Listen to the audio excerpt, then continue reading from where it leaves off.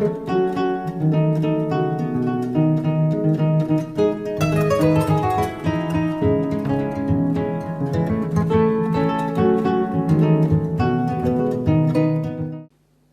très très longtemps, j'ai la chance et l'habitude de voyager un peu partout, à travers l'Afrique, à travers le monde, à travers le Mali, mon pays. Alors, ces voyages, ils s'inscrivent dans divers cadres. J'ai eu la chance, depuis plus de 25 ans maintenant, que le choix soit porté sur moi pour présider le premier Parlement des enfants du Mali. C'était la première démocratisation de notre pays. Un honneur, mais c'était pour moi, j'avais à peine 10 ans, une grande responsabilité. Mais une responsabilité qui a façonné toute ma vie. Alors, il se trouve que même après mon mariage, j'ai la chance d'avoir 2 enfants. Quand je me déplace à travers le monde, ou l'Afrique, ou le Mali, dans le cadre de mon engagement citoyen, mes enfants ont un terme. Ils appellent cela « Maman part en mission ». Alors, au début, j'ai essayé de leur expliquer la différence entre mes 2 types de voyages, dans le cadre d'une mission professionnelle ou effectivement dans le cadre de mon engagement citoyen. Mais j'ai compris très vite qu'il n'y a rien à faire, ils ne vont pas comprendre la différence entre les deux. Voilà. Et je vous expliquerai pourquoi je vous parle de cela. Mais mon constat reste le même depuis 25 ans. Quand nous nous retrouvons, que ce soit au niveau mondial ou au niveau africain, pour parler de mon continent, de notre continent, on parle de l'Afrique de la même manière. On parle de l'Afrique comme le continent encore le plus pauvre. On parle de l'Afrique comme le continent où se trouvent les pays les plus pauvres du monde. Et je ne veux pas faire de débat là-dessus, vous le savez comme moi. Tout simplement, l'Afrique, aujourd'hui, quand on en parle, c'est un tableau sombre. Et on peut dire que l'espoir, ça me nuise. Ce n'est pas le tableau, en tout cas, du continent le plus riche au monde demain. Et pourquoi je me suis posé cette question? Surtout aujourd'hui, dans le cadre de cette conférence-là. Pourquoi cela? J'ai mené une réflexion. Et si je vous disais que, bon, il y a eu beaucoup de raisons qui ont été développées par rapport au sous-développement de l'Afrique. Ces raisons, elles sont géographiques, elles sont culturelles, elles sont historiques, elles sont politiques, elles sont parfois même idéologiques, mais il y a également des raisons scientifiques.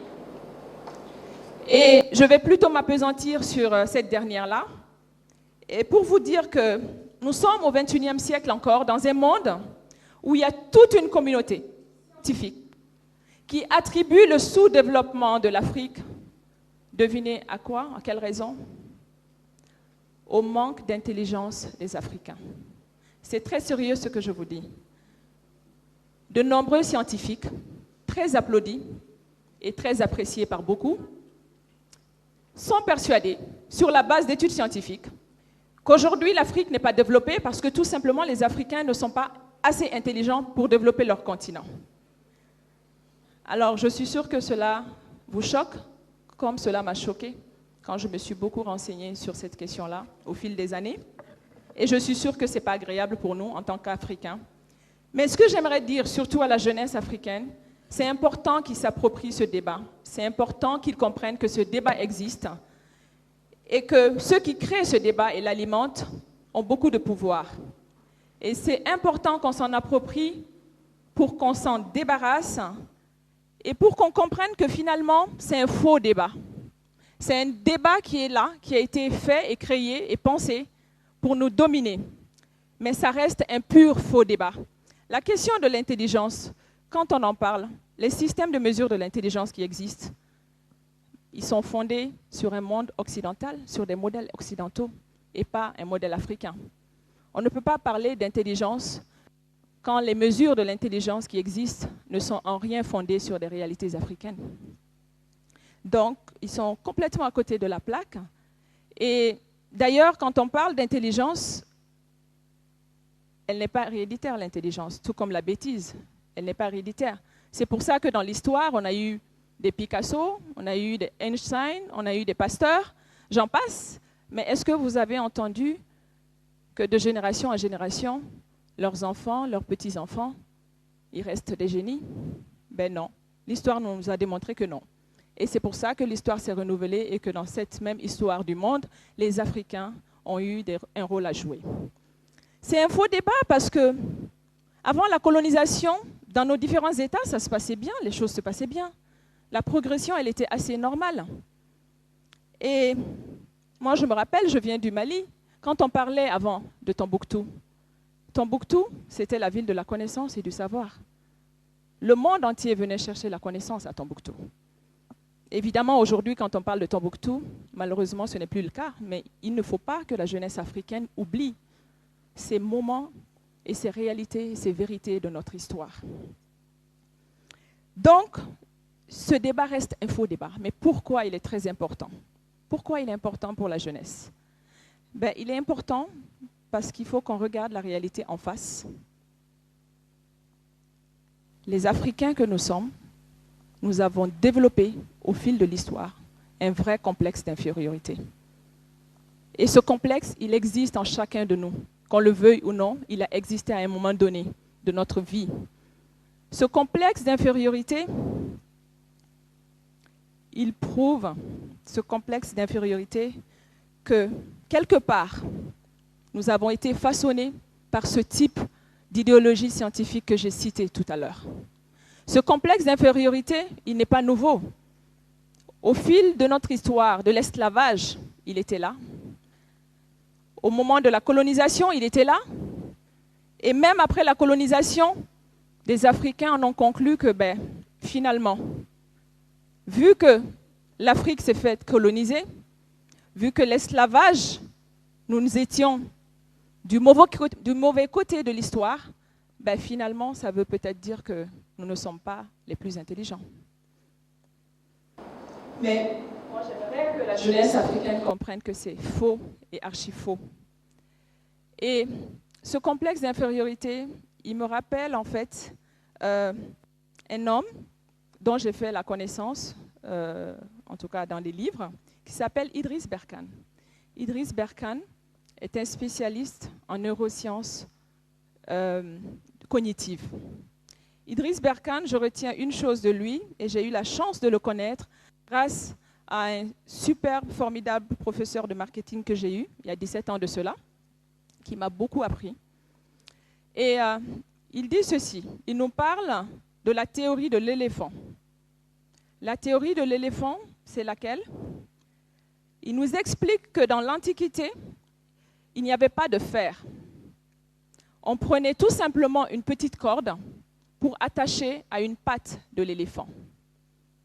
Et avec cette petite corde, l'éléphant, bébé, il grandissait jusqu'à l'âge adulte avec cette pensée qu'il ne peut pas se libérer, avec cette pensée qu'il était esclave de cette corde. Et pourtant, Dieu seul sait, vous savez comme moi, la force et l'intelligence de l'éléphant. L'éléphant est symbolisé comme la force et la mémoire et l'intelligence. Mais jusqu'à aujourd'hui, ce que je vous dis, ce n'est pas une anecdote, c'est la réalité. Donc pour attacher et rendre esclave un éléphant, on lui met une petite corde à la patte. Et vous et moi, d'une manière ou d'une autre, cette petite corde, elle existe.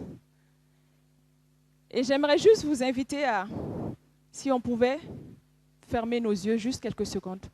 Pensez à un éléphant. Imaginez que votre voisin à gauche, à droite, celui de derrière, il est un éléphant. Imaginez que vous avez une corde sur la patte arrière de l'éléphant. Imaginez que cette corde, vous avez grandi avec dans l'esprit que vous ne pouvez pas vous en libérer. Vous avez cette corde, vous la sentez cette corde, elle est là, elle existe. Vous pouvez rouvrir les yeux. Eh bien, cette corde, nous sommes tous des éléphants adultes. Et il ne tient qu'à nous de nous libérer de cette corde. Il ne tient qu'à nous. Personne d'autre ne peut nous libérer de cette corde. Et avec l'Afrique, c'est exactement la même chose. Il faut que la jeunesse comprenne que l'Afrique, personne ne le développera à notre place. Parce que les Africains que nous sommes, nous avons été façonnés par ce continent-là.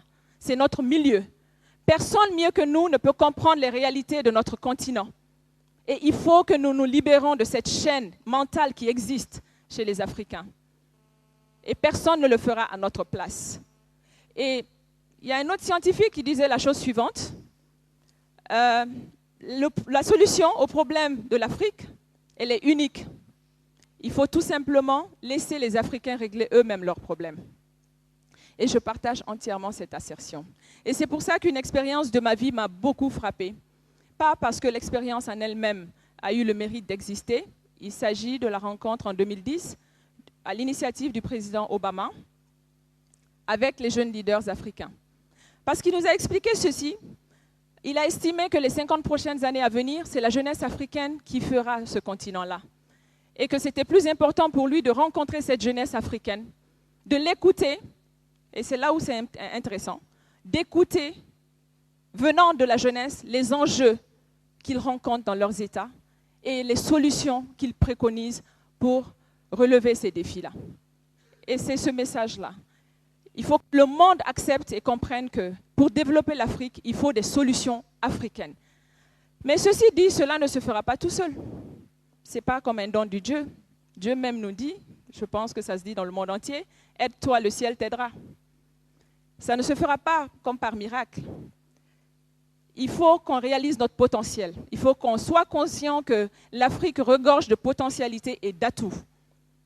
Et parmi ces potentialités, et ce potentiel, il y en a un qui est unique à l'Afrique. C'est le dividende démographique, oui.